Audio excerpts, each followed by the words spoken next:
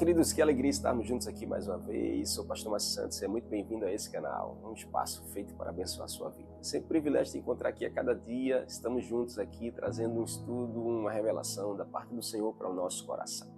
Estamos no propósito de identificarmos e aprendermos princípios espirituais para uma fé inabalável.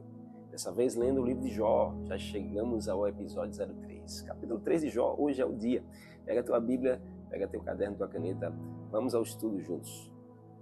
Antes de mais nada, eu quero que você possa escrever aqui embaixo, espaço inscreva-se, aperta lá, é proibido você passar por aqui e não se inscrever aqui. Se inscreve, comenta, compartilha, curte, interage bastante, vai ser muito importante para a gente poder ter um alcance maior.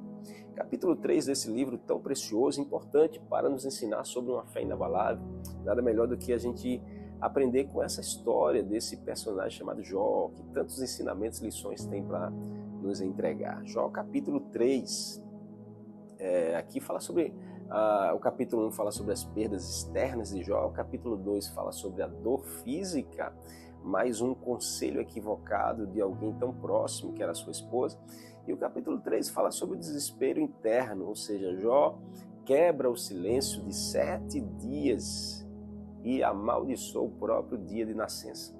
Então, esse capítulo ele é também muito forte, porque nos ensina alguns princípios, algumas lições, que são preciosos para a gente construir uma fé firmada, uma fé inabalável no meio da geração que nós vivemos. Primeira vez que Jó fala, e é um lamento cru, poético e sem filtro algum.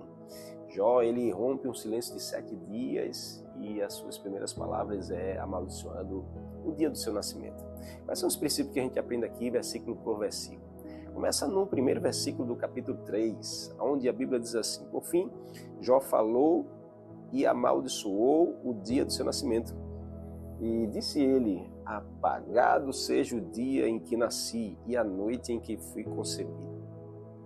Uau, que poderoso, né? Jó amaldiçoa não só o dia que ele nasce, mas também o dia que ele é concebido no ventre da sua mãe.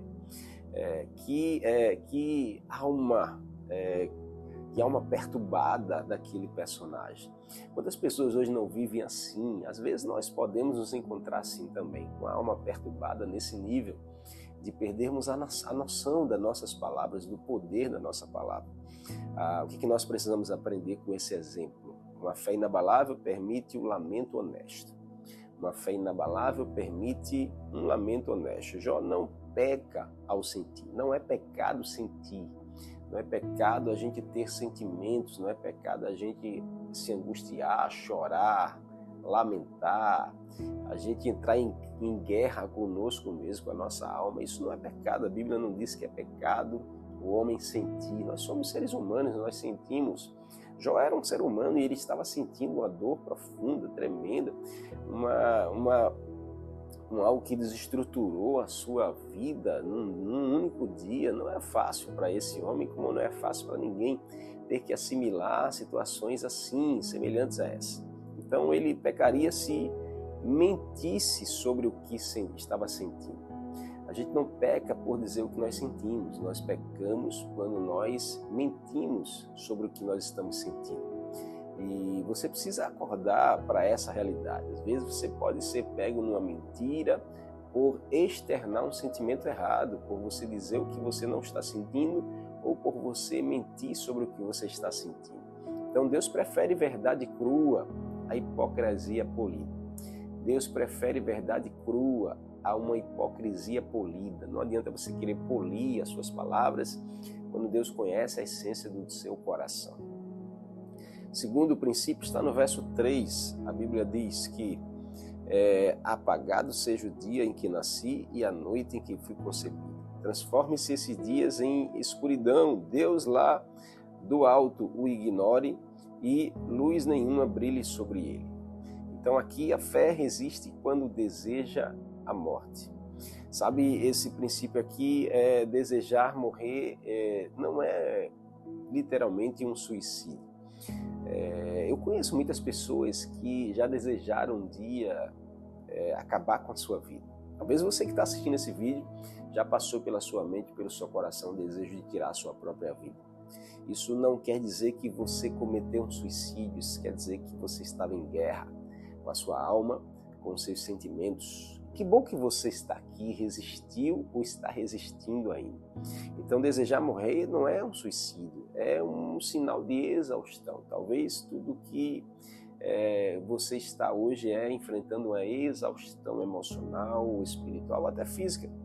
Fé inabalável, ela grita para Deus, ela não foge de Deus. Você precisa gritar para Deus e não fugir de Deus. Você pode escrever isso aí? Eu preciso gritar para Deus e não fugir de Deus. Nunca fuja da presença, nunca fuja do teu Criador, nunca fuja do seu Pai. Ele é que tem o poder para mudar as suas realidades. Se a gente continua o capítulo, a gente vai vendo as palavras de Jó e vamos aprendendo a mantermos a nossa fé inabalável, usando exemplos aqui, tanto positivos como também exemplos negativos. O verso 11, a Bíblia diz assim: porque eu não nasci morto, porque não morri ao sair do ventre. Olha o nível de questionamento desse homem, né? O lamento desse homem era um lamento verdadeiro, um lamento poético, e esse lamento poético é uma oração disfarçada aqui, na verdade, Jó, ao gritar para Deus, ao se lamentar para Deus da dor que estava sofrendo, das perdas vivenciadas e do conflito sobre o porquê eu nasci para viver assim. A ideia na cabeça daquele homem era: por que eu nasci para sofrer tanto assim? Muitas pessoas hoje estão presas a esse mesmo sentimento, porque eu nasci para viver nessa miséria, para viver sofrendo tanto, para viver sendo tanto rejeitado, para viver abandonado por todos, para viver necessitado. Quantas mentiras do diabo não são aproveitadas pelo diabo diante de circunstâncias difíceis da nossa vida. Então Jó aqui lamenta de forma poética e nós encontramos uma oração disfarçada. Jó usa perguntas retóricas 7 vezes. Por quê? Por quê? Por quê? Perguntar por quê não é falta de fé, é busca por sentido para algumas coisas. Não é errado você perguntar a Deus o porquê, Deus. Isso não é falta de fé, pelo contrário, isso é você tentar dar sentido a algumas realizações, algumas realidades da sua vida para fortalecer a sua fé. Verso 16, aqui no capítulo 3, a Bíblia diz: porque não me sepultaram como uma criança que nasceu morta, como um bebê que nunca viu a luz. Uau! Fé inabalável reconhece a soberania até no ventre. Jó aqui, através do seu lamento, estava fazendo uma oração, uma afirmação da soberania de Deus desde o ventre da sua mãe.